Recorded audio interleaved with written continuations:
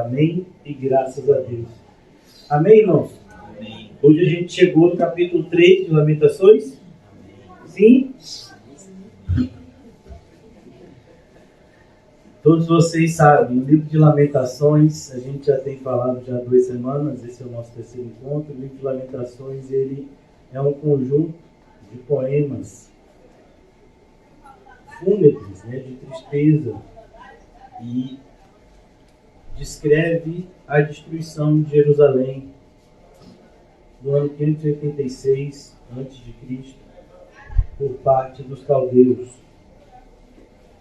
Jeremias está descrevendo aqui aquilo que ele presenciou.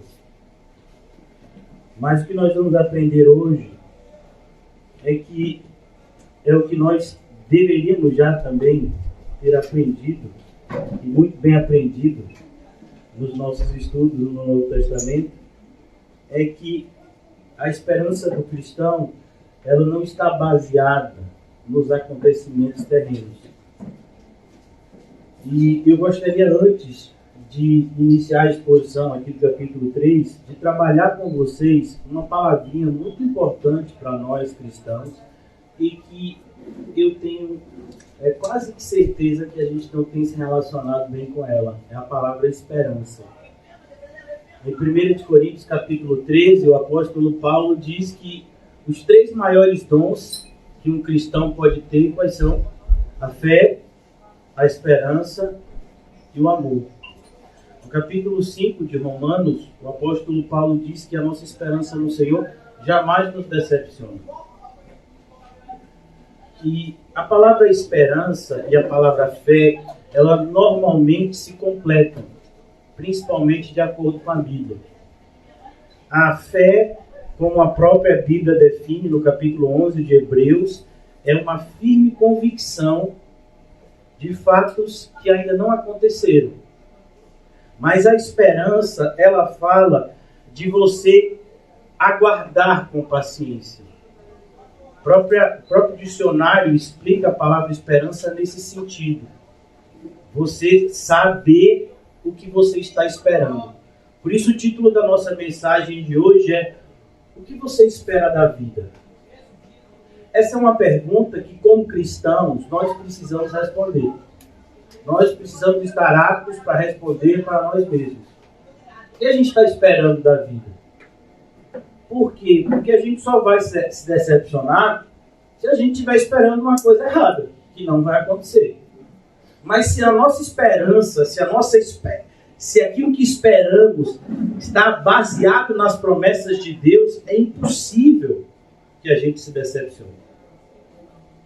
Porque Deus, ele vela pela sua palavra para cumpri-la.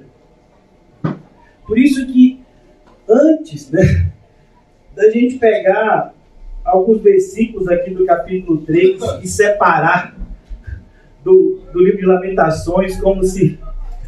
os outros versículos eu não gosto não, porque fala de dor e sofrimento. Eu vou pegar só essa parte aqui, que é a minha porção. A gente tem que entender que o cristão, no meio de todo o sofrimento, ele tem esperança.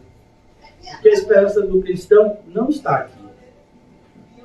Nós sabemos o que nós estamos aguardando.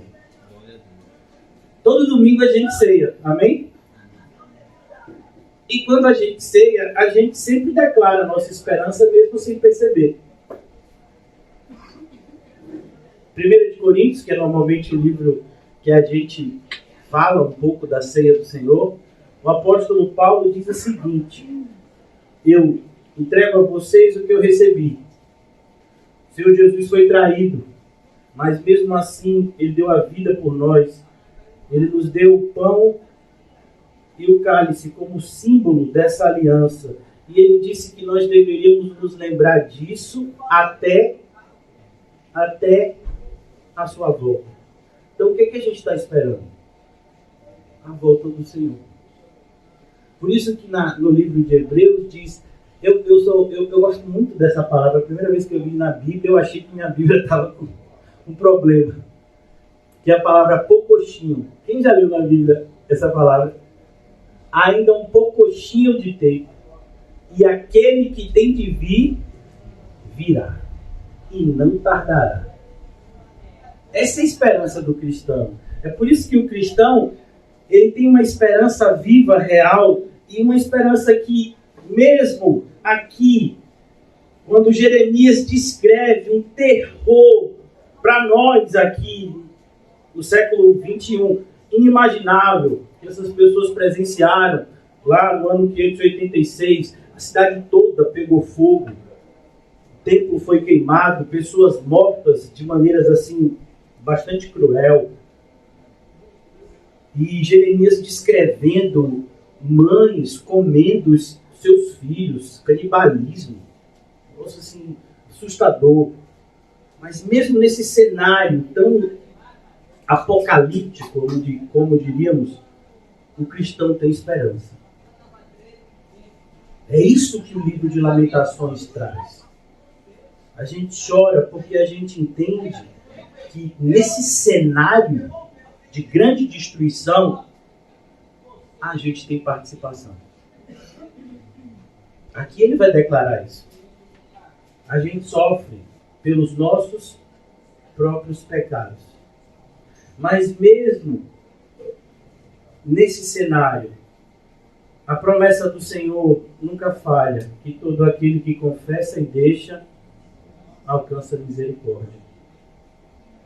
Queria convidar vocês para um dos versículos, na minha humilde opinião, que eu assim sou apaixonado, né? Tem alguns versículos da Bíblia que a gente, cada um de nós, né, tem um carinho especial, cada um de vocês deve ter os seus versículos assim que você traz no coração, mas um versículo que sempre me ajuda nos momentos de dor, está lá no livro de Jó.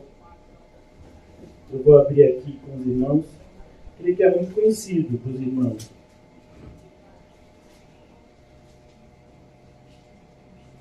Jó capítulo 19, versículo 25. Amém? Porque eu sei que o meu Redentor vive. Jó está escrevendo isso, irmãos, cerca de 2000 anos antes de Jesus vir à Terra. Eu sei que o meu Redentor vive. E por fim se levantará sobre a terra. Essa era a esperança de Jó. Mesmo em todo o sofrimento de Jó. Jó havia perdido seus filhos. Jó havia perdido seu patrimônio. Jó havia perdido o respeito dos seus amigos. Jó havia perdido, inclusive, o amor da sua esposa. Mas ele não havia perdido Deus. E nem a esperança que ele tinha em Deus. Olha como a esperança é importante para o cristão. A esperança, a fé e o amor. Esses dons tão importantes para que um cristão consiga exercer a sua fé no dia a dia, na batalha do dia a dia. Porque todo dia para o cristão é uma grande batalha. Desde o momento que a gente acorda, antes de levantar da cama, a gente já está enfrentando batalhas. Até o momento em que a gente vai dormir, a gente está enfrentando batalhas. E às vezes até durante o sono, a gente trava batalhas. É assim a vida do cristão. Por isso a gente tem que entender. O livro de Lamentações, ele descreve o seu e o meu sofrimento também. Não é só estudar o livro de Lamentações do ponto de vista histórico. A gente já falou aqui, o povo de Deus não deu atenção aos avisos de Deus por meio dos seus profetas, Isaías e Jeremias. E Deus cumpre a sua palavra e envia juízo para o seu povo. Mas, mesmo Deus derramando o seu juízo, ele guarda para si alguns como vaso de misericórdia. Ser um vaso de misericórdia não significa que a gente não sofre, muito pelo contrário. O vaso de misericórdia sofre muito. O que diferencia um vaso de misericórdia do vaso de ira é justamente o que nós falamos aqui recentemente, no capítulo 22 de Lucas, é a intercessão de Cristo. Enquanto que o vaso de ira, ele, quando passa pelo fogo, ele é totalmente consumido. O vaso de misericórdia, quando passa pelo fogo, ele é purificado. Foi isso que aconteceu aqui. Grande parte do povo é destruído, mas há um remanescente que é purificado nesse sofrimento. E assim é a nossa história, a história da igreja, que aguarda a volta de Cristo. Temos vivido dias maus, que têm se tornado piores ainda, pois o próprio Senhor Jesus disse que a maldade se multiplicaria e o amor de quase todos se esfriaria. Mas ainda assim nós sabemos em quem temos crido. Nós sabemos quem estamos esperando. E mais uma vez, ainda um pouquinho de tempo, e aquele que tem de vir, virá, e não tardará. Por isso que o cristão, ele tem esperança. Quando Jeremias fala daqui, nesse capítulo, eu quero trazer à memória o que me dá esperança. Muitas pessoas não entendem o contexto desse versículo. Aí as pessoas dizem, eu quero trazer à memória o que me dá esperança. Quando eu era pequenininho e eu jogava bola. Quando eu jogava bola de gude na rua e não me preocupava com nada. É isso que você quer trazer à memória? É isso que te dá esperança? Momentos felizes da sua infância? Não, a esperança do cristão não está no seu passado nem no presente, está no futuro. No porvir. Por isso que a gente tem que entender o que a gente lê, irmãos, é muito perigoso. A maneira como algumas pessoas têm lidado com a Bíblia é perigoso para elas. Cuidado. Vamos começar? Título: que você está esperando da vida. Capítulo 3. Eu não sei como é que está o seu subtítulo aí, mas aqui na minha Bíblia, né, o organizador da Bíblia colocou assim como subtítulo do capítulo 3: convidado o povo a reconhecer o seu pecado. Olha que coisa bonita, né? Eu e você recebemos esse convite hoje, eu também. Deus está nos convidando a reconhecer o nosso pecado.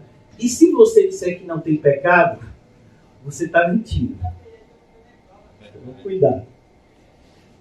Versículo 1 do capítulo 3. Olhe, está na primeira pessoa. Eu sou um homem que viu a aflição. Nós que já lemos os capítulos anteriores, vimos o terror que Jeremias descreve no cerco de Jerusalém, na invasão por parte dos caldeus, como Jerusalém foi assombrada e destruída. Eu sou o homem que viu a aflição pela vara do furor de Deus. Eu acho interessante porque ainda hoje eu estava tentando encontrar alguma coisa, né? Alguma mensagem nas mídias sociais, principalmente no YouTube, né? Algum vídeo assim que descrevesse Lamentações 3, assim. Mas, irmãos, é uma dificuldade. Principalmente porque quando as pessoas falam dessa questão de juízo de Deus, as pessoas costumam dizer assim, porque Deus permite que você sofra. Não, Deus não permite que você sofra, não. Deus é quem viu o sofrimento. Não tem sistema de permissão, não. Ele manda, ele que está mandando. Não, é porque você, sabe, não soube se relacionar direito com Deus, aí Deus assim permitiu que isso acontecesse com você. Não, não é assim a história. A história é que Deus está no controle. Ele avisou. Você não se sujeitou. E ele desce sim com o seu cajado, com a sua mão poderosa, trazendo justiça e juízo sobre todos, sobre tudo. Então, aqui Jeremias começa dizendo, o problema do povo de Deus não eram os caldeus que estavam invadindo a terra. Por quê? Porque Deus já tinha libertado o povo de outros inimigos do passado. Quem lembra na época do rei Ezequias? Que os assírios invadiram o reino do norte e destruíram o reino do norte. Mas tentaram invadir o reino do sul, Judá, não conseguiram. Deus enviou um anjo que matou todo o exército dos assírios, e o que sobrou fugiu assustado. Então esse povo já tinha presenciado livramentos e mais livramentos. A gente falou recentemente aqui do livramento de Deus, de como Deus soltou, como Deus libertou o povo do cativeiro egípcio, como ele afogou todo o exército de Faraó no Mar Vermelho. Então, é importante a gente entender que se está acontecendo alguma coisa dolorosa na sua vida, o seu problema não é o diabo, é Deus. Mesmo que o diabo nos toque, como foi no caso do apóstolo Paulo. Senhor, tem um demônio aí que está me dando tapa na cara. A expressão ainda é assim, aquele tapa que você dá com a parte de fora da mão. No grego tem essa diferença, né? Esbofeteando, de dia e de noite. Eu orei. Aí Jesus aparece para Paulo e diz, fui eu que enviei.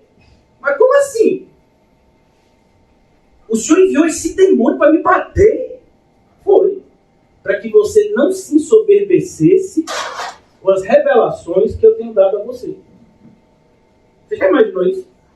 Jesus enviando um demônio para dar tapa no rosto do apóstolo Paulo para manter ele humilde.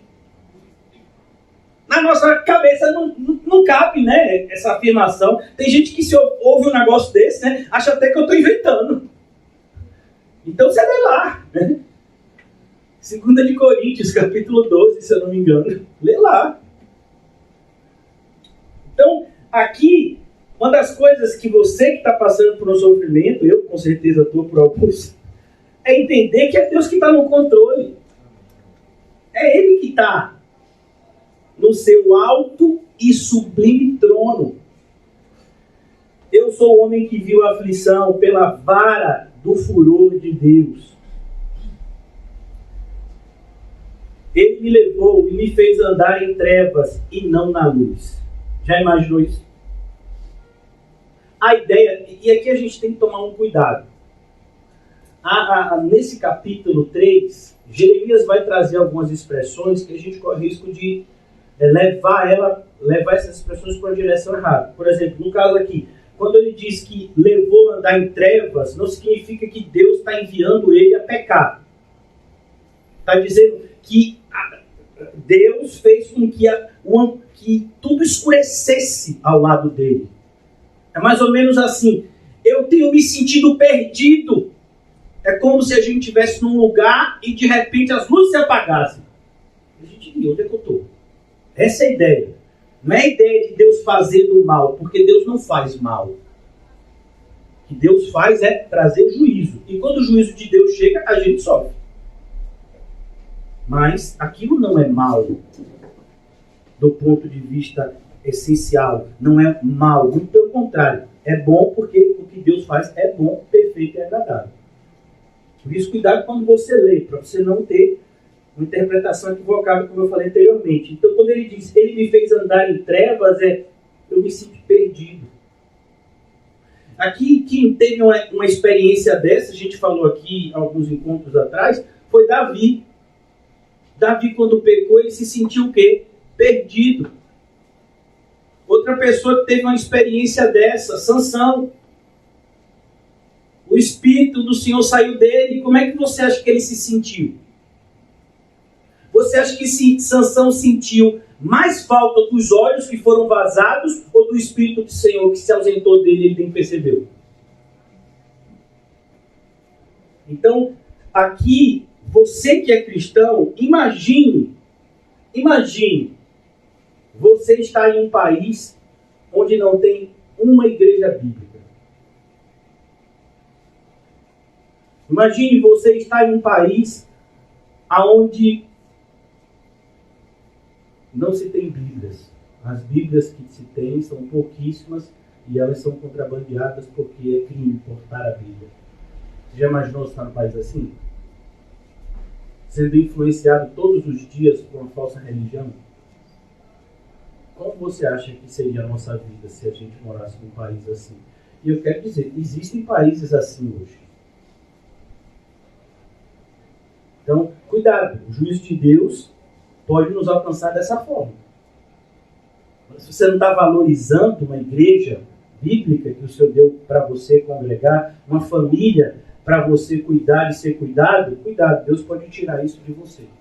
E aí você vai se sentir em trevas. Aí você vai se sentir perdido. Aí você vai procurar luz. E o que é a luz para o cristão? A palavra. Lâmpada para os meus pés é a tua palavra. Imagine você ir em 100 igrejas e não encontrar uma palavra de Deus sendo pregada no púlpito. A probabilidade de isso acontecer hoje é muito grande. Nós temos milhares de igrejas evangélicas aqui em Salvador. Gostaria que você fizesse uma lista de algumas igrejas bíblicas. Eu tenho uma compaixão. Né? A pessoa que estava congregando aqui há algum tempo disse que encontrou uma igreja bíblica perto daqui. Aí você fala assim, é sério que a pessoa falou isso? Falou. A igreja bíblica é uma presbiteriana que batiza crianças. Você acha que batismo infantil é bíblico? Não? Batismo infantil não é bíblico? É bíblico ou não? Mas essa igreja é bíblica, não foi o que a pessoa disse? Ah, não, mas é só esse errinho. Ah, e tem isso? Tem errinho e tem errão? É assim? É? Como é, então? Cuidado, irmãos, porque é o caso aqui. Quando Jeremias pregou e procurou abrir os olhos do povo para a verdade, eles estavam desviados em uma falsa adoração a Deus. O povo não deu crédito à pregação de Jeremias. E aqui é o juízo. Você não deu valor à luz, então ela é tirada. Você não está dando valor à palavra de Deus? Então pronto, então você não vai mais ouvi-la. Você vai procurar lugar para ouvir e não vai ter quem pregue para você. E eu quero que você me diga que ouvir uma pregação pela internet é a mesma coisa que ouvir uma pregação numa igreja. Se você pensa assim, é porque você nunca experimentou o Espírito Santo sendo usado por uma pessoa para exortar você pessoalmente. Foi Jesus que formatou, que deu esse formato para a igreja. Mas parece que a gente quer mudar. A gente quer algo mais contemporâneo, mais futurista, né? Versículo 3. Deveras ele volveu contra mim a mão. Ele aqui é Deus, viu? Você já imaginou a mão de Deus contra você? A gente gosta de falar o capítulo 8 de Romanos. Se Deus é por nós, quem será contra nós? Aleluia! Mas e se Deus estiver contra nós? E aí? Ah, não, mas eu tenho amigos ricos. Sim, mas Deus está contra você. Não, mas eu confio que vai dar tudo certo. Pensamento positivo contra a vontade de Deus, você acha que funciona? Deveras ele volveu contra mim a mão, de contínuo. Você já imaginou, irmão? Você sentir a mão de Deus pesada sobre você o dia todo. E você sabendo, é Deus que está fazendo isso. Vou dar um exemplo. Quando Jonas estava no primeiro dia na barriga do peixe, você acha que ele tinha dúvida de que quem tinha colocado ele na barriga daquele peixe era Deus? Quantos dias para Jonas orar? Que dureza de coração, né? Por que a gente está falando isso? Por nós, às vezes, é muito mais duro. Jonas foi 3 dias. Tem gente que tem 3 anos carregando mágoa no coração.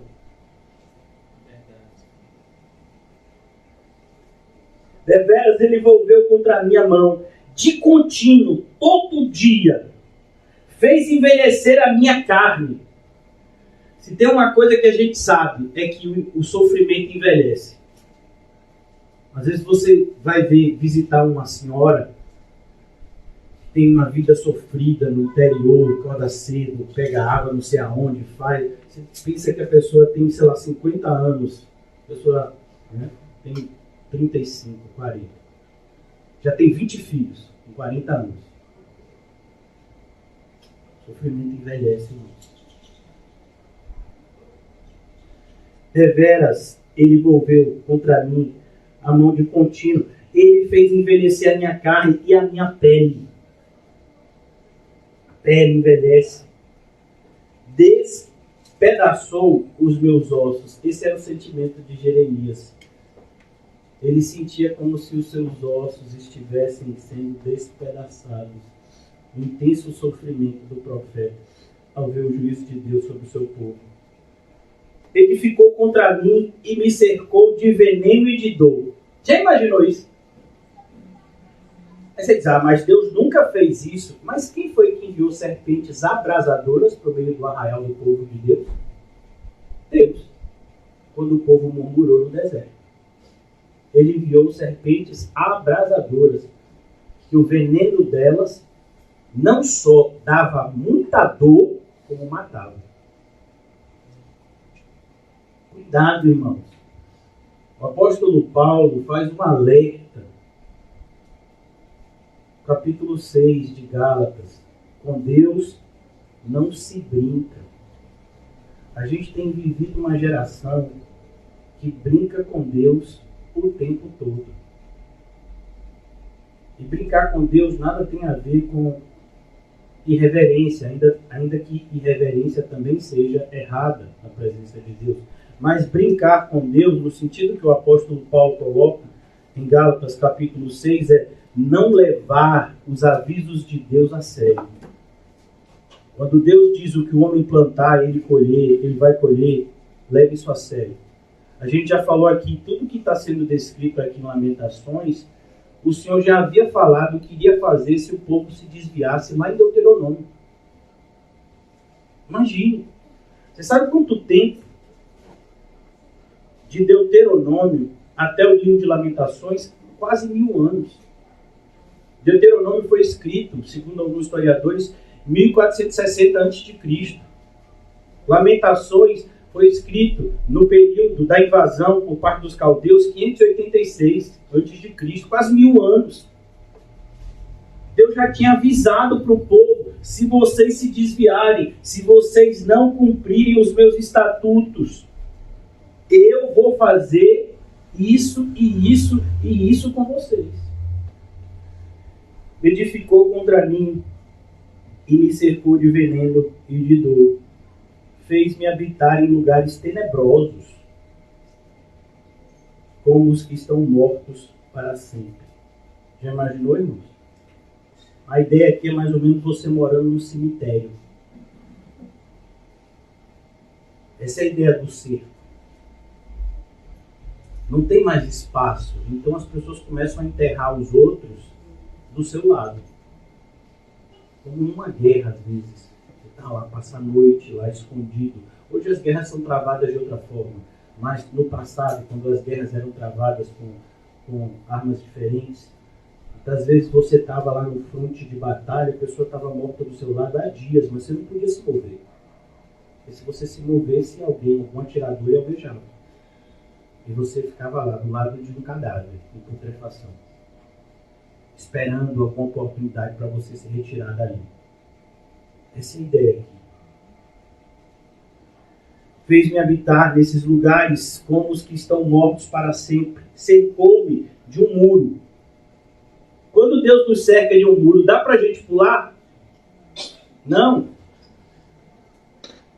Por que tem tanta gente tentando pular o muro de Deus? E já não posso sair. Agravou-me com grilhões de bronze. Grilhões, aquelas prisões, né, que se colocava nos pés e nas mãos, principalmente nos pés. Ainda quando clamo e grito, ele não admite a minha oração. Você já imaginou esse desespero? Você está clamando. Você está gritando. Esse clamor e esse grito não é um clamor e um grito qualquer. É um clamor e grito em oração. pessoa está suplicando com prantos. Mas Deus não admite a minha oração. A ideia não é que Deus não admite no sentido de que Deus não ouve. Deus não vai mudar o que Ele decretou, o que você está pedindo. Deus deu a oportunidade para que você se arrependesse. Contudo, você não quis se arrepender. Agora você tem que suportar as consequências da sua escolha. Por isso é tão importante o cristão orar, buscar a sabedoria de Deus antes de fazer as escolhas. Porque depois que essas escolhas são feitas, aí não tem mais o que orar. Aí é só aceitar as consequências dela. Versículo 7. Cercou-me de um muro. Versículo 8, perdão. Ainda quando clamo e grito, ele não admite a minha oração. Fechou os meus caminhos com pedras lavradas. Fez tortuosas as minhas veredas. O próprio Deus fez com que o caminho dessas pessoas se tornasse confuso. A ideia de tortuoso é confuso. A pessoa não sabe, por exemplo, o que esperar amanhã. Será que vai ter comida? Será que vai vir o inimigo vai matar o meu filho? Será que vão torturar meus familiares? O que vai acontecer amanhã? Só a expectativa de que vai acontecer coisas horríveis. Mas o desespero é, eu nem sei o que de horrível vai acontecer. E se eu soubesse, pelo menos me prepararia, mas eu nem sei.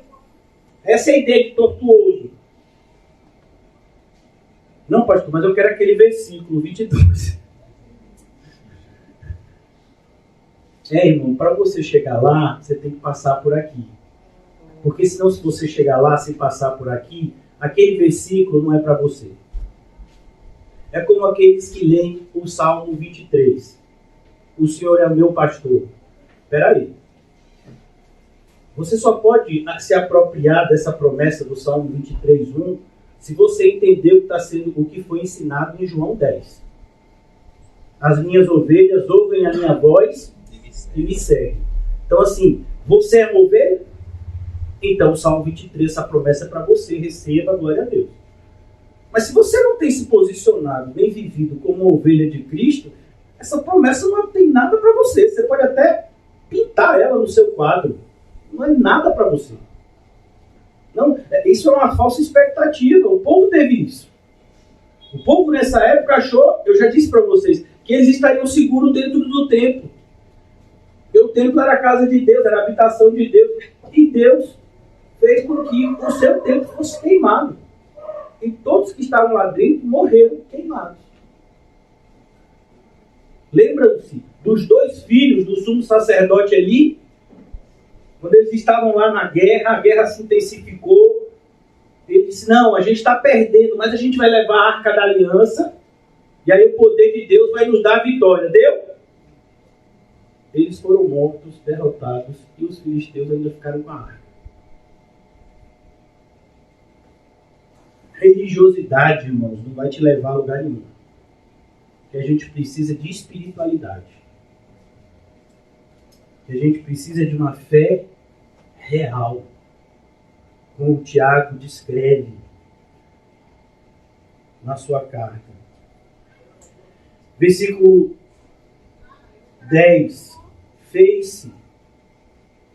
Fez-se-me como urso à espreita. Alguém já viu um urso espreitando?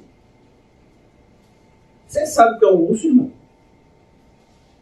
A patada de um urso lança você a metros de distância. É que aqui o urso não faz parte, né, da nossa fauna. Mas os ursos, eles são extremamente violentos e fortes. Como um leão de emboscada. Essa é a ideia daqueles que se desviam da vontade de Deus. Eles ficam vulneráveis a qualquer ataque. Versículo 11. Desviou os meus caminhos e me fez em pedaços, deixou-me assolado. Mais uma vez, quem está fazendo isso? Deus. Aí a gente lê aqui e diz, mas eu não acredito que Deus faça isso não. Como assim você não acredita que Deus faça isso? Deus avisou tanto esse povo. A gente lê um versículo, uma passagem dessa, a gente fica com pena do povo, né? Isso é um sentimento errado, que a gente não tem que ter como cristão. A gente estava conversando com os irmãos ontem, e uma das coisas mais perigosas para um cristão é ele ser levado pelas suas emoções. Você e eu jamais podemos tomar decisões emotivas. Por isso que se você estiver muito feliz ou muito triste, não tome nenhuma decisão. Porque você não sabe o que está fazendo. Para a gente tomar decisões, a gente tem que estar espiritual. A gente tem que estar cheio do Espírito Santo. Para a gente entender o que a gente está fazendo. Mas como cristãos, e eu quero imaginar, né, como cristãos imaturos, não como falsos cristãos, mas como cristãos muitas vezes imaturos, a gente é levado pela emoção. Aí a gente vê uma pessoa passando por uma correção de Deus e a gente, Senhor, coitadinho. Como essa pessoa desprezou Deus? Como essa pessoa deu as costas para Deus? Por exemplo, irmãos, as pessoas que saíram da igreja e que estão agora no mundo, o que foi que elas fizeram? Elas deram as costas para Cristo crucificado. Você sabe o que é isso? Aí a gente olha para essas pessoas e diz, coitadinho. Mas assim, e o sofrimento de Cristo para você é o quê? É engraçado? Então a gente precisa entender a seriedade do que a gente está tratando aqui. Porque essas lamentações aqui de Jeremias também são lamentações para a igreja de hoje. A gente olha para a realidade da igreja, irmãos, aqui no nosso país, não vou longe, aqui no nosso estado, na nossa cidade, a maior parte, a maioria esmagadora das igrejas evangélicas são apóstatas. E se você não enxerga assim, irmão, você está com sérios problemas. A maioria dos pastores são mercenários. Você vai dizer que a gente não tem que está lamentando isso? A maioria daqueles que a gente conhece, que se identificam como evangélicos, são falsos crentes. Porque eles não estão na verdade. Então não tem meia verdade. Então a gente não tem que lamentar. Você acha que um falso crente vai para o céu? Você acha assim? Se você pensa assim, provavelmente nem você está indo. Então, é muito sério. Esse livro de Lamentações é um livro para a nossa geração também. Porque a gente tem visto a igreja ser destruída pelas heresias, pelo mundanismo. E a gente não sofre por isso, como Jeremias sofre aqui. A gente não faz nada para mudar esse quadro. Como o apóstolo Paulo fez na sua época, eu faço de tudo para com todos, para, se possível, salvar alguns. Então a gente tem que chorar muito. Senão não tem esperança para a gente. Se o sofrimento não nos muda, não tem esperança. Sofrimento segundo Deus gera arrependimento para a salvação, mas o sofrimento segundo o mundo gera morte. Então aqui no versículo 12, entesou o seu arco. Você já imaginou? Entesar o arco significa preparar a flecha, né, para lançar. E me pôs como alvo da flecha. Você já imaginou isso? Você não fica aterrorizado, não? Quem está segurando esse arco é Deus. Se eu dissesse para alguns cristãos que quem está segurando é o arco do diabo, eles ficariam com medo. Olha que contrassenso, né? Quem é mais poderoso, Deus ou o diabo? Deus. Mas tem gente que tem mais medo se for um arco do diabo do que se for um arco pesado por Deus. Porque os cristãos não conhecem o seu Deus. A gente fica sempre pensando assim, não, no final Deus vai me perdoar, vai dar tudo certo. Quem te garante que é assim? Pergunte para as virgens nécias, se foi assim no caso dela. Pergunte para a geração do dilúvio, se foi assim. Pergunte para os habitantes de Sodoma e Gomorra, se foi assim. No final, pergunte para essa geração. No final, Deus vai ajudar a gente. Deus não ajudou. O povo foi se esconder no templo e foi orar, e Deus não ouviu a oração que eles fizeram. Porque como está escrito lá no livro de Provérbios, se você tapa os seus ouvidos para a lei de Deus, até a sua oração se faz abominável. Por isso, cuidado, irmãos. A geração de evangélicos dos nossos dias está enchendo o cálice da ira de Deus. E logo, ele vai começar a derramar. Versículo 13. Fez que me entrassem no coração as flechas da sua aljava. Aonde, irmãos? No coração. A ideia aqui é sofrimento. Fui feito objeto de escárnio para todo o meu povo, e a sua canção todo dia. Olha que coisa. Jeremias está dizendo, eu fui feito objeto de escárnio para todo o meu povo, e a sua canção todo dia.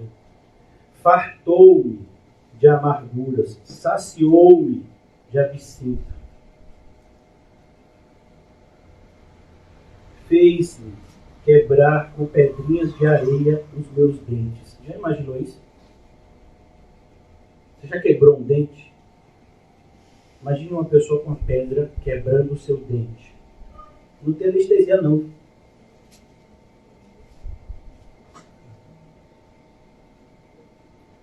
Cobriu-me de cinzas, afastou a paz de minha alma. Olha que coisa assustadora. Porque o problema não é a falta de paz, o problema é a falta de paz na alma.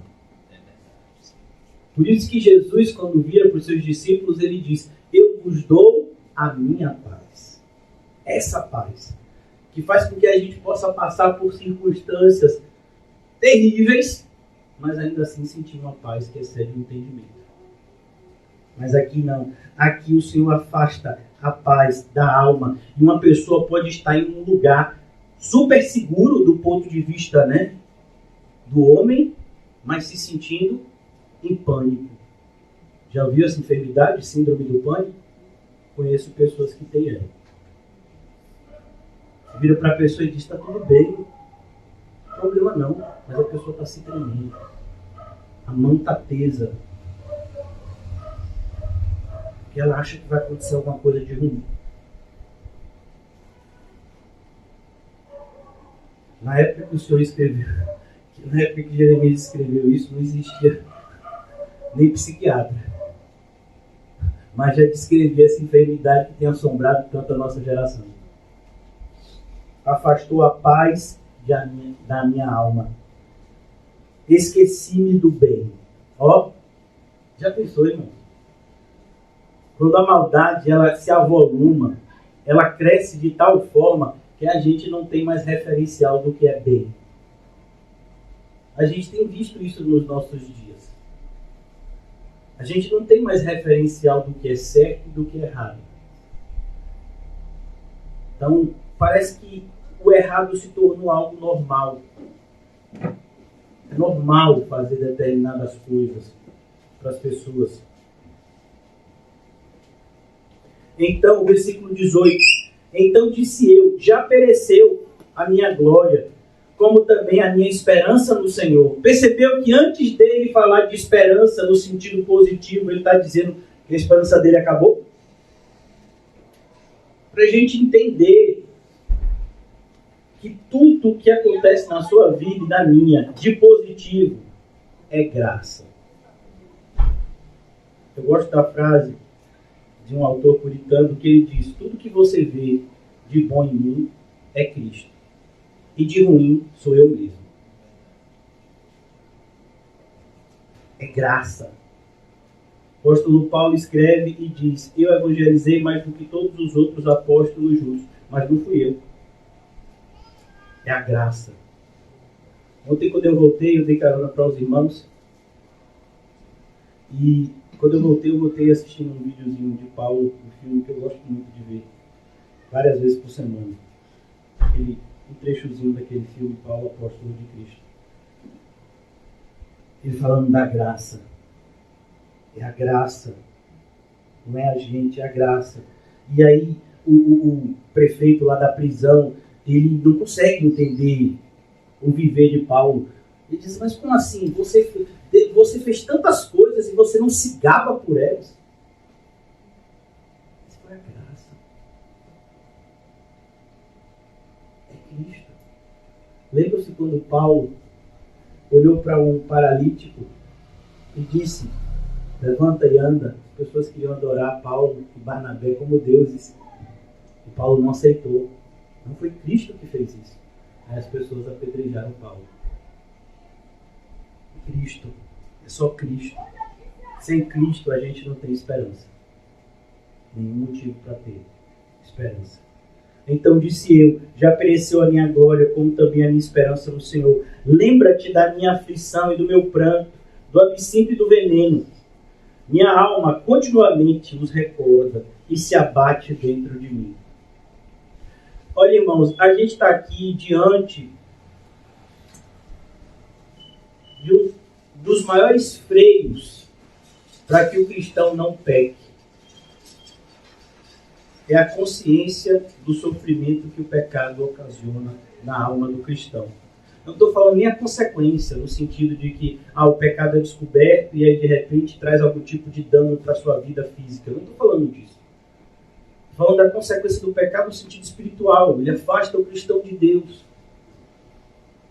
E o sofrimento em relação a isso, entender que o pecado nos afasta de Deus, é um dos maiores freios para que a gente não peque de novo. Para que a gente não caia no mesmo erro várias vezes. E tenha que ser disciplinado várias vezes. E entenda, a disciplina de Deus é progressiva. Como assim, pastor? Se você fez algo digno de repreensão e Deus te repreendeu, um açoite, isso é um exemplo, irmãos. Isso não é literal. Só um exemplo para que a gente entenda. Você tomou um açoite e você cai na mesma transgressão. Se Deus for te repreender, Ele não vai te dar mais um açoite. Então Ele vai dar 2. Não sei, pode ser que Ele dê 50. Ele é que sabe. Eu sei que um é que Ele não vai dar mais. Porque é progressiva. Para que a gente aprenda a malignidade do pecado. A minha alma, versículo 20, continuamente os recorda e se abate dentro de mim. Quero trazer a memória. Amém, irmão? O que Jeremias quer dizer quando fala sobre isso? Quero trazer à memória o que me dá esperança. O que dá esperança para o cristão? Vamos ler? Vamos abrir Romanos.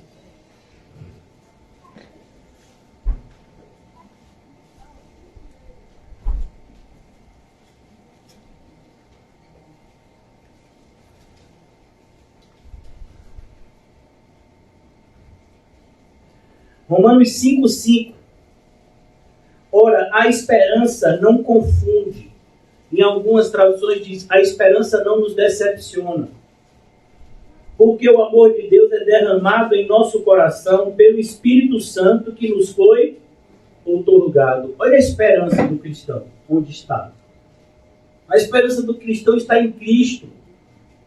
No Cristo vivo que está conosco, porque Ele disse que estaria conosco até a consumação dos séculos, e no Cristo vivo que a gente vai encontrar quando entrarmos no céu. Essa é a nossa esperança. A nossa esperança não está nas coisas desse mundo. Por isso que o mundo pode ser completamente destruído, mas a nossa esperança se mantém inabalável. Porque a nossa esperança está no Senhor. A esperança não confunde. O cristão não é confundido quando tem esperança, porque o amor de Deus, ele sabe que é amado por Deus. Ele sabe que tudo que está acontecendo na vida dele é para o bem, inclusive a disciplina. É derramado em nosso coração pelo Espírito Santo, que nos foi outorgado. Então, essa é a esperança. E Jeremias, o que ele está dizendo aqui? Quando ele fala no versículo 21, quero trazer à memória o que nos traz, ou o que pode me dar esperança. O que dava esperança para Jeremias? Vamos abrir no Salmo 77. Entender o que Jeremias está pensando. Porque, como eu disse, tem gente que olha para essa passagem e começa a pensar assim, um churrasco, uma casa de praia, um emprego bom e um salário alto. Quero trazer memória, é isso que me dá esperança. Ó Senhor, livrai-nos. Salmo 77, amém?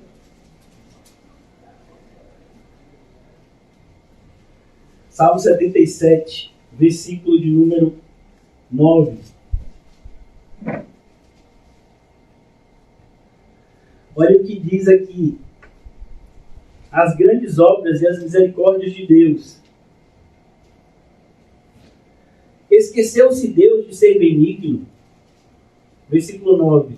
Ou na sua ira terá ele reprimido as suas misericórdias?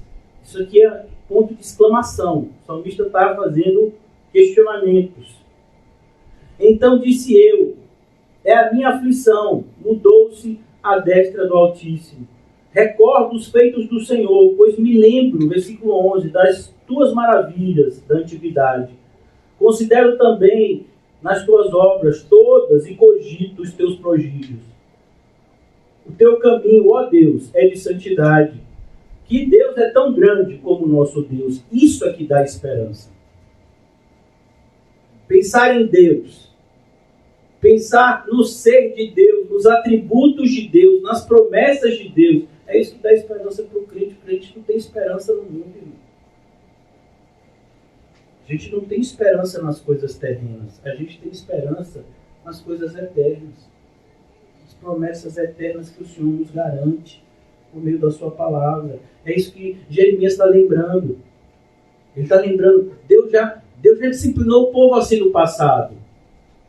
Deus já fez coisas semelhantes no passado, como na época do dilúvio, que Deus destruiu uma geração inteira, preservando somente 8 pessoas. Para repovoar a terra por meio dessas 8 pessoas. Então, Jeremias está lembrando desses prodígios de Deus, que mesmo nas maiores desolações, vem um renovo. Há uma esperança. Por isso que o cristão, ele está sempre motivado por esse, como eu falei, por esses 3 dons especiais de um cristão verdadeiro, que é a fé, a esperança e o amor. Eu estava orando hoje e fazendo uma espécie de reflexão. Agora em 2023, se eu estiver vivo até lá, são 12 anos pregando o Evangelho. E eu estava em oração dizendo, meu Deus, mais de 1/4 da minha vida pregando o Evangelho. Fazendo saldo. Senhor, que coisa difícil.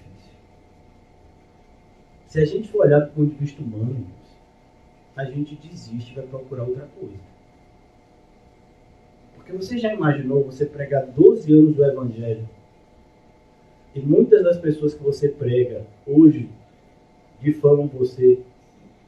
Muitas pessoas que você pregou, que você ajudou hoje, estão vivendo numa realidade completamente de apostasia.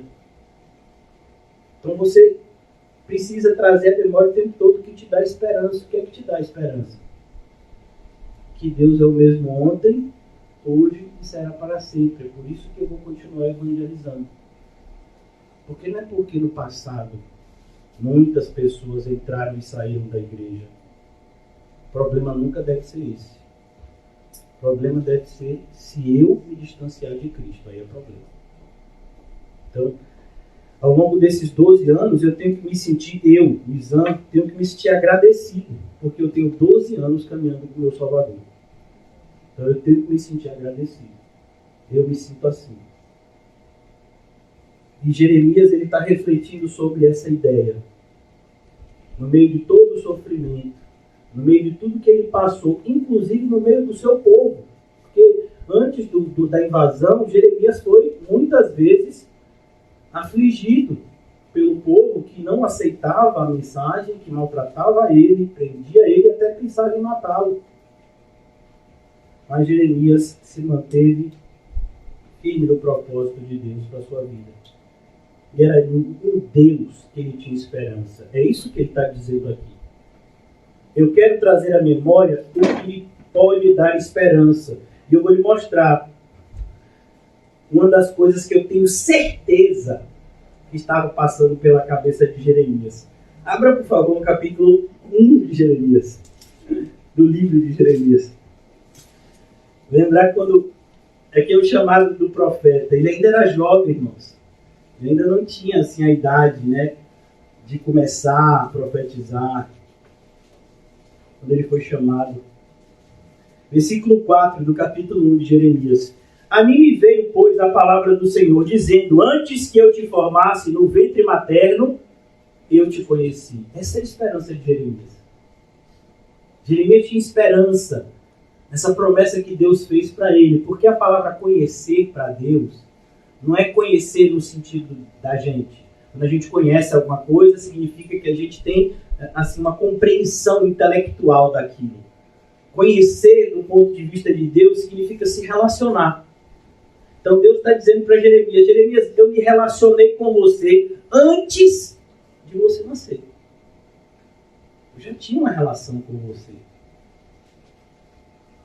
De Deus e servo, de pai e filho. Antes que eu te formasse. E mais uma vez, quem formou Jeremias no ventre da mãe? Deus. Jeremias é fruto de uma conjunção natural. Do pai com a mãe. Mas quem fez com que aquele zigoto prosperasse e viesse a gerar uma criança? É Deus. Quantas e quantas mulheres grávidas têm aborto espontâneo? Antes que eu te formasse no ventre materno, eu te conheci. E antes que saísse da madre, te consagrei. Olhe, na barriga da mãe, ele já estava consagrado. Você sabe o que significa a palavra consagrar? Separado para Deus. Você não tinha nem saído, Jeremias, da barriga da sua mãe. E eu já tinha te separado para um propósito específico. Eu te constituí profeta às nações. Ao plural, Jeremias não pregaria somente para a nação de Judá, mas às nações. Então lhe disse, Senhor, é a gente, né? Eu me identifico.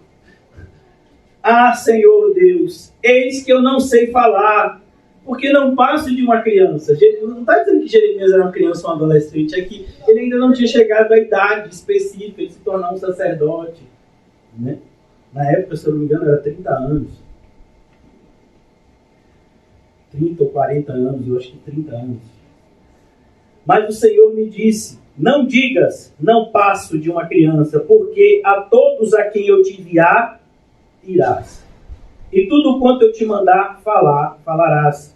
Não temas diante deles, porque eu sou contigo para te livrar, diz o Senhor. Percebe aonde está a esperança de Jeremias?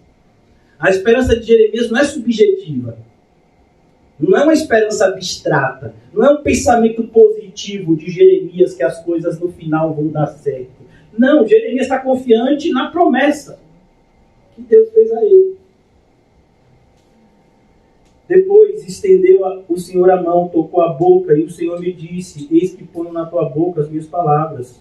Olha que hoje te constituo sobre as nações e sobre os reinos, para arrancares e derribares, para destruíres e arruinares, e também para edificares e para plantares.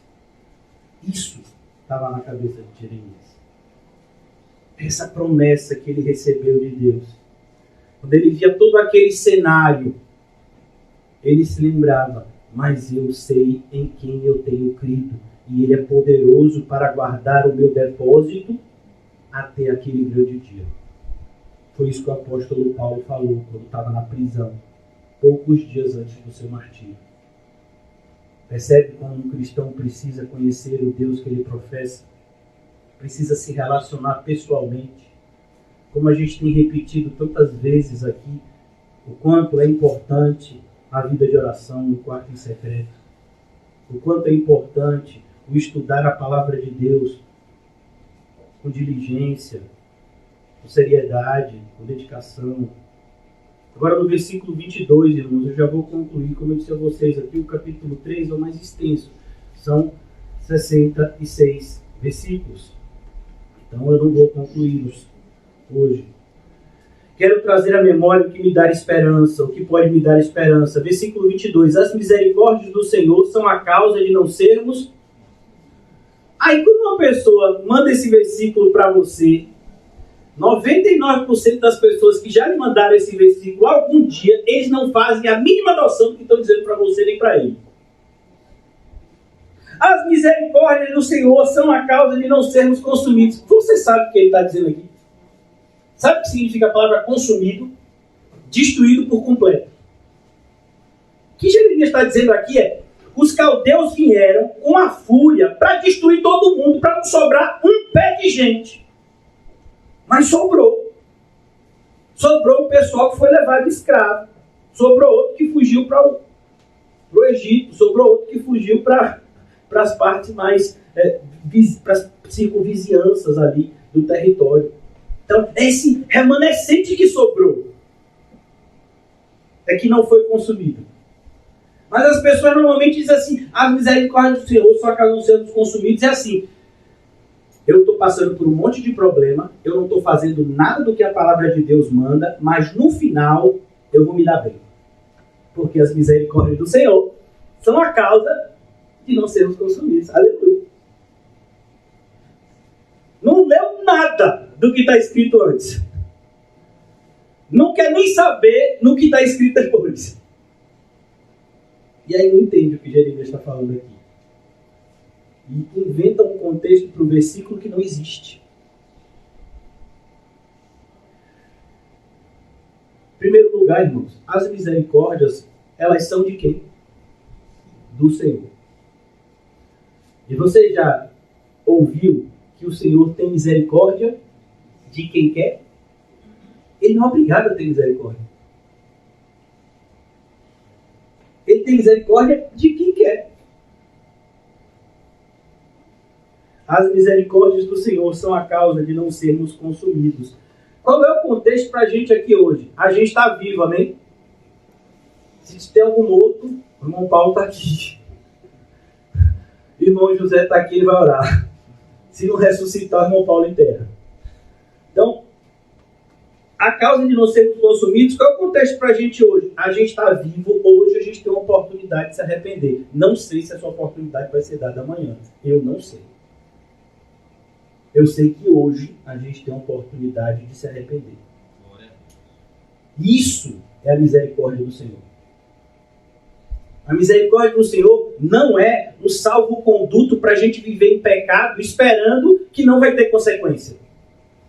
A gente viver uma vida à parte das ordenanças de Deus, achando que vai dar tudo bem no final. Como assim vai dar tudo certo? Se o que planta, colhe. É um contrassenso que a gente tem ouvido. Já disse que versículos soltos, fora do contexto, quem gosta é o diabo.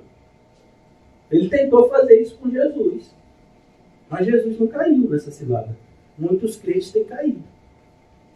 Versículos soltos, fora do contexto. As misericórdias do Senhor são a causa de não sermos consumidos, porque as suas misericórdias não têm fim. As misericórdias do Senhor não têm fim, não é isso? Na vida daqueles que ele escolheu ter misericórdia. E aí, quem foi que ele escolheu ter misericórdia? Esaú ou Jacó? Jacó. Qual foi a vida mais difícil? A de Esaú ou de Jacó? Percebeu como é? Lá em Romanos, Paulo vai descrever exatamente essa situação. Ele diz, olha, antes que os gêmeos, eles eram gêmeos. Eles nasceram da mesma barriga, mesma gravidez. Antes que os gêmeos tivessem nascido, ele havia escolhido um, rejeitado o outro. Para que a eleição prevalecesse. E Paulo vai dizer exatamente, Deus tem longanimidade com os vasos de ira. No caso, Esaú. Deus tem longanimidade com Esaú. Ele suportou Esaú achando que estava se dando bem. Esaú achando que a vida dele era uma maravilha. Se casava com quem quer, tinha todo o dinheiro, tinha muitas pessoas como servos. E ele achava que a vida dele era um paraíso. Eu garanto que quando ele fechou os olhos na terra, ele percebeu a bobagem que ele tinha feito. Enquanto que Jacó foi o contrário. A vida de Jacó foi sofrimento. Com alguns momentos de alegria, mas sofrimento. Jacó amou uma mulher. Mas pense numa mulher problemática, é Raquel. Se alguém já leu Gênesis, irmão, que mulher é aquela?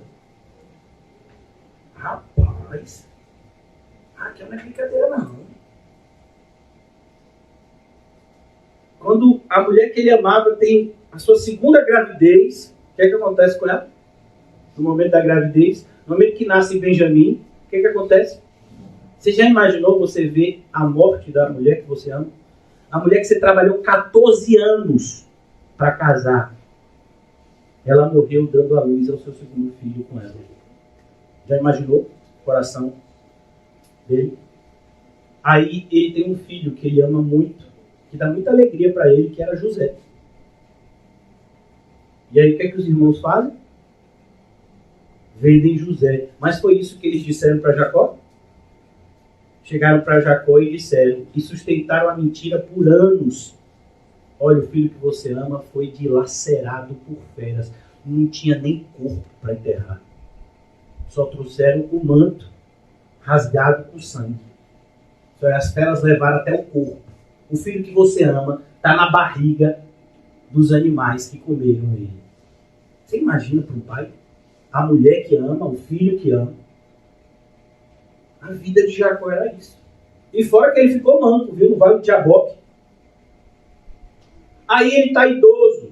Os filhos lá, tinha perdido, né? José vivia da agricultura e pecuária e vem uma grande seca, que José já sabia que vinha essa seca, mas Jacó não. E quando chega essa seca, eles pegam lá as riquezas dele, né? Os tesouros que tinham, e vão procurar trigo no único lugar que tinha, que era o Egito. Essa é a vida de Jacó. A alegria que ele teve foi no final da vida dele se encontrar com José, mas logo depois ele morre. Uma vida de sofrimento. Sair fugido de casa, porque o seu irmão queria lhe matar. Já imaginou isso? De noite, sozinho, tem que sair fugido no meio do nada para ir para casa de um tio que ele nem sabe quem é. E que é o mau salafrário. Essa é a vida de Jacó, o vaso de misericórdia. Olha como a gente tem uma visão errada da misericórdia de Deus. Quem recebeu a misericórdia de Deus? Jacó. Mas na nossa visão, Deus é misericordioso com quem tem a vida de Esaú. Bênção pura. Tudo que Esaú tenta fazer, ele consegue. Homem retado, Esaú. Bicho é flecheiro. Caçador. Todo mundo tem medo dele. Todo mundo para correr. As mulheres tudo doida por ele. Quem quer ele casar, casa. Esaú. É misericórdia? Deus foi misericordioso com Esaú? Não? Mas não está escrito aqui que as misericórdias do Senhor não têm fim? Você entendeu agora? Ela não tem fim, mas ela tem um grupo específico que ela alcança. Não é para todo mundo. É para um grupo específico que ele escolheu como vasos de misericórdia. Se Deus não quisesse ter misericórdia de ninguém e exercesse seu juízo sobre todos, ele continuaria sendo justo. Mas se ele escolhe ser misericordioso com alguns, ele deixa de ser justo? Não. Porque quando ele lança um pecador no inferno, ele está sendo o quê? Justo. A misericórdia do Senhor, irmãos, é não nos dar o que merecemos. É perdoar o nosso pecado por meio de Cristo. É nos abençoar com o dom do arrependimento e da fé.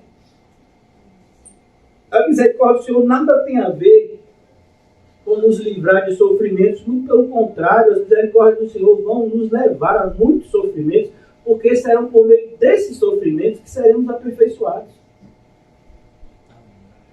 Versículo 23. Renovam-se a cada manhã. E por que Jeremias está dizendo isso? Aqui, irmãos, é uma consciência de duas coisas.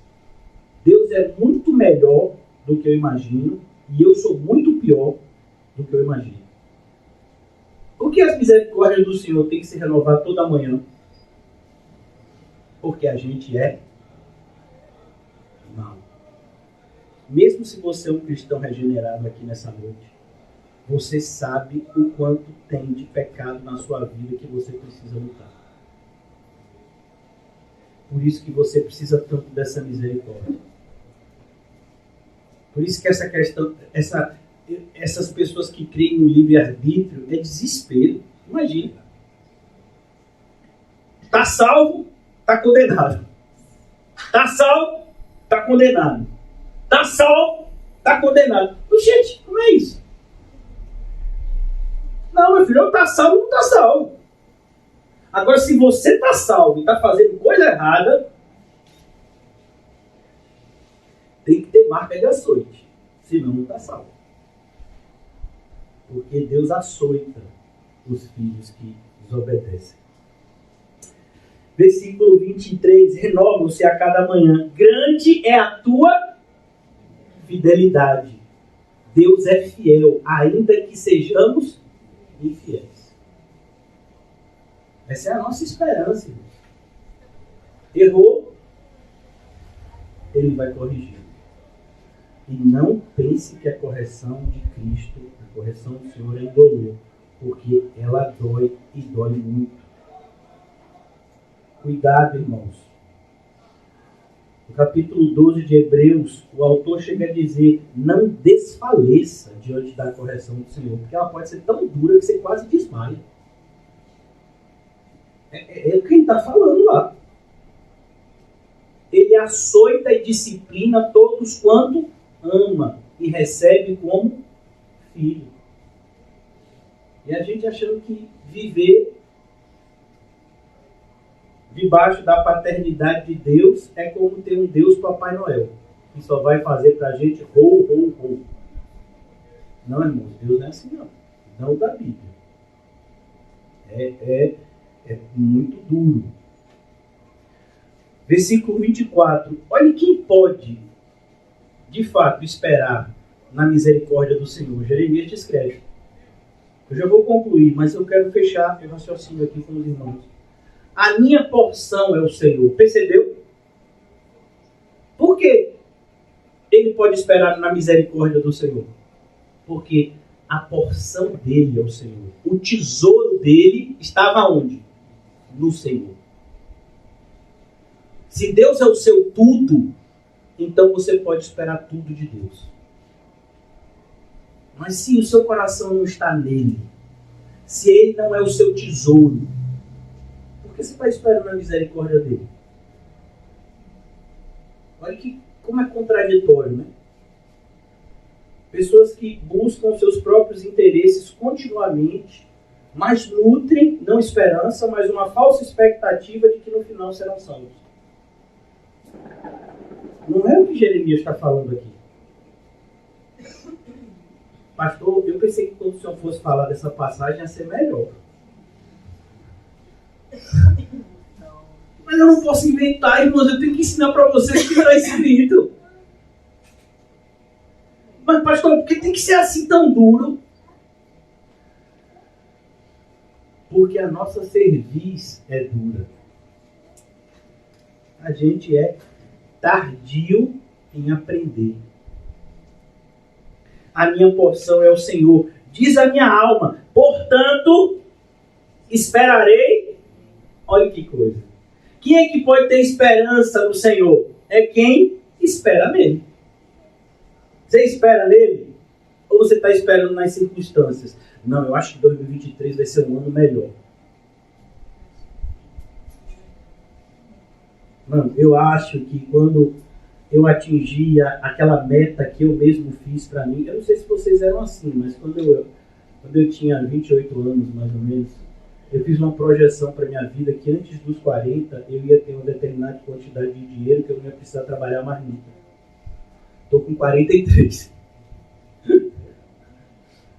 E depois que eu me converti, a minha vida financeira veio assim, ó. Mas graças a Deus a vida espiritual é muito melhor. Não tenho do que reclamar. Mas é que a gente entenda isso. A minha porção é o Senhor. A minha alma espera nele. Você espera nele? Porque é isso, irmãos. Onde tiver, o que você está esperando do futuro vai dizer muito acerca da sua fé hoje. O que está escrito lá em Hebreus 11? Que a fé é uma convicção de fatos que ainda não aconteceram. Mas você tem convicção que eles irão acontecer. Como a volta de Cristo. Não aconteceu ainda. Mas você tem convicção que ele vem te buscar. Se a gente não estiver aqui no dia que ele aparecer nas nuvens, a gente vai se encontrar com ele no fechar dos nossos olhos. O que acontecer primeiro? Ou a volta dele, ou quando a gente terminar a nossa jornada terrena, num desses dois momentos a gente se encontra com ele. Essa é a nossa esperança. No seu leito de morte, você não vai estar sozinho. E não estar sozinho no sentido a parentes vão estar do seu lado. Não, se parente estiver do seu lado, se tiver milhões de pessoas do seu lado, não vai adiantar nada. Mas se Cristo estiver do seu lado, você pode estar no deserto, morrendo, sem ninguém perto de você. Você vai ter uma morte maravilhosa. Estevão estava sendo apedrejado. E a morte dele, como foi? Veja o Senhor em pé à destra de Deus. Você acha que foi como? Você acha que isso deu paz ou não a Estevão? Para aquele momento final, para ele completar a jornada dele. Então a mesma coisa somos nós, a gente precisa ter esperança em Cristo.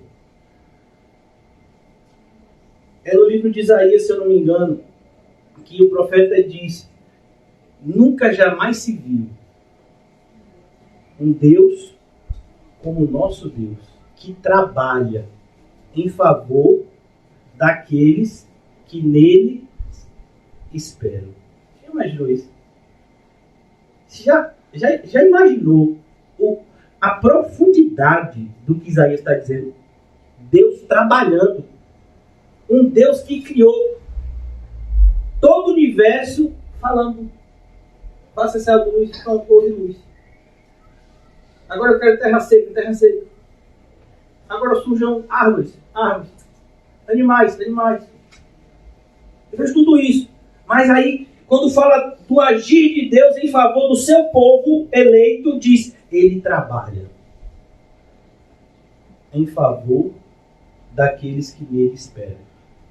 Você acha que vale a pena esperar em Deus ou não? E por que a gente é tão inquieto? Olha, irmãos, uma das coisas mais difíceis para o cristão é aquietai-vos. É mais fácil a gente passar 21 dias em cima do monte jejuando do que aquietai-vos. A gente percebe isso, por exemplo, no episódio daquele general leproso, Naamã. profeta Eliseu disse: Naamã, você quer se curar de lepra, né? Eliseu nem saiu para falar com Naamã. Aquilo daí é porque o orgulho de Naamã precisava, né, ser trabalhado. Mas não vem ao caso agora. Ele manda um recado e diz: ó, Naamã, você vai tomar 7 mergulhos no Rio Jordão. Ó, eu quero te dizer que 7 mergulhos são para Naamã. Porque tem crente tomando 7 mergulhos no mar achando que vai adiantar alguma coisa. Não fale. Seu nome é Naamã? Foi Eliseu que te falou? Você está com lepra? Então, cuidado. Você se apropriando. Como tem gente, igreja, que diz assim: a gente vai fazer esse ano um jejum de Daniel. Que você é Daniel? Você foi levado cativo para a Babilônia? Está lá, escravo da Nabucodonosor? Então, por que você vai fazer o jejum de Daniel? Tem identidade. Faça o jejum de Cristo. Naamã, ele se sente ofendido porque Eliseu deu uma tarefa simples para ele. Ele esperava alguma coisa, assim como ele, era um general de guerra. Assim, dissesse: olha, vá lá no Monte Carmelo, suba o Monte Carmelo de joelho. Depois faça 1000 abdominais, 50.000 flexões. E então a luz brilhará e serás curado. Na noite aí eu recebo. E aí é para mim. Sou soldado, sou general, sou retado. Vou subir de joelho que eu aguento o tranco. Vou fazer tantas flexões, tantos abdominais porque eu sou retado. E vou cansar minha bênção. Mas dá 7 mergulhos. Qualquer um dá. E ainda mais no Rio Sujo como o Jordão. Porque a gente não aceita que a glória seja de Deus. O que quer? Para de atrapalhar Deus. Amor, se tem uma coisa que a gente faz bem é atrapalhar Deus. Atrapalha muito a Deus. Por isso que eu gosto muito do conselho de Jambânia, que ainda está vivo, só que no céu. Jambânia, ele disse: eu posso fazer muitas coisas depois de orar, mas eu não posso fazer nada antes de orar.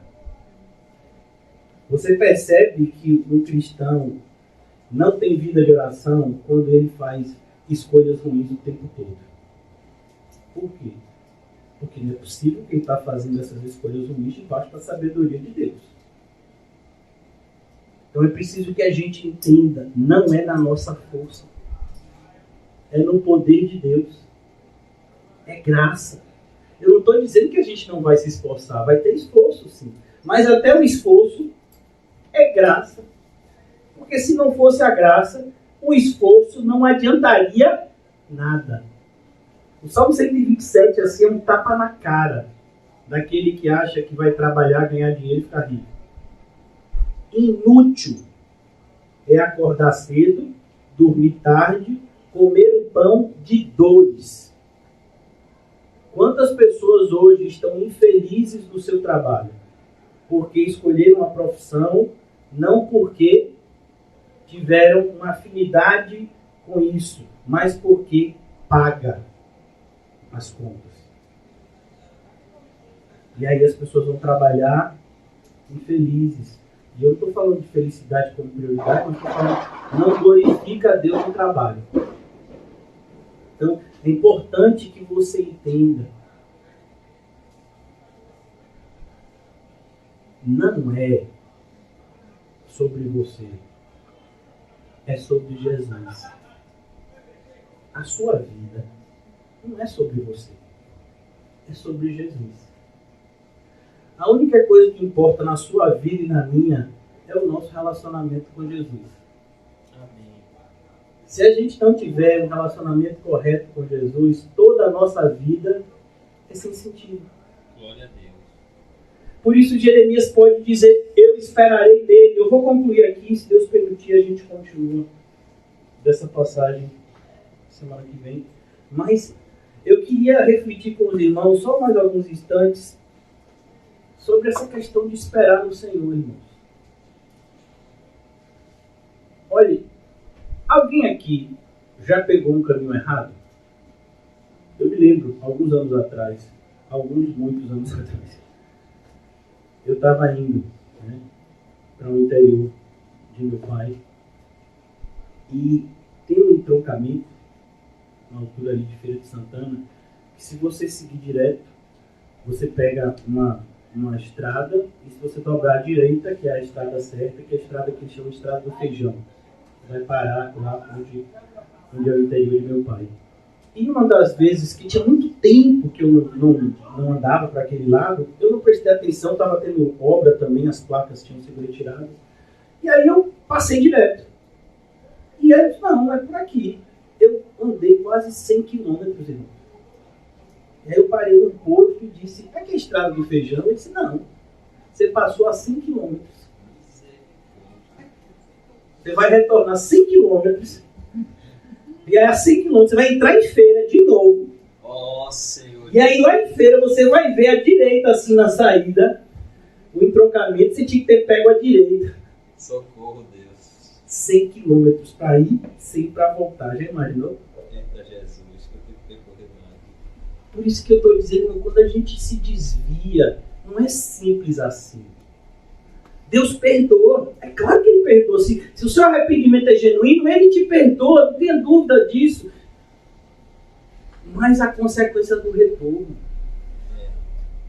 Quanto mais tempo você demorar de se arrepender, É verdade. mais doloroso e demorado, vai ser o caminho de volta. É isso. Por isso que o apóstolo Paulo dá aquele conselho divino, porque quando Paulo escreve na Bíblia, é Deus falando. Então ele diz, examine-se o homem a si mesmo. Quanto? Todo dia. Será que a gente não se desviou hoje? Então que bom, porque se a gente se desviou hoje, e se a gente voltar hoje para o caminho, o retorno é rápido.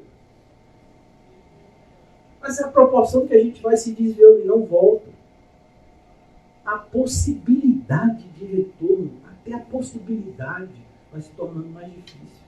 Porque quanto mais longe do sol, mais frio.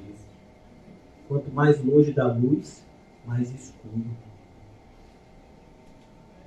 Esperar no Senhor, irmãos, significa estar debaixo da luz continuamente. Entender como aquela geração que sai do Egito, a nuvem parou. Ah, mas a gente já está aqui, já tem uma semana. Mas a nuvem parou. Vamos adiantar um pouco. Qualquer coisa, se a nuvem não seguir a gente volta. Mas não é a nuvem que tem que seguir a gente, é a gente que tem que seguir a nuvem.